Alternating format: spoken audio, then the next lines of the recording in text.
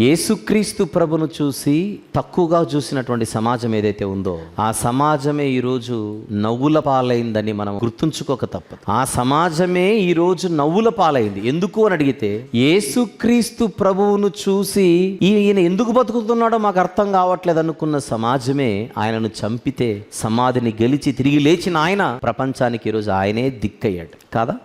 ప్రపంచంలో ఎక్కువ మంది అభిమానులు ప్రతి తరంలో ఉన్నది ఎవరికి? వాళ్ళు ఎగతాళి చేసిన ఈయనకే.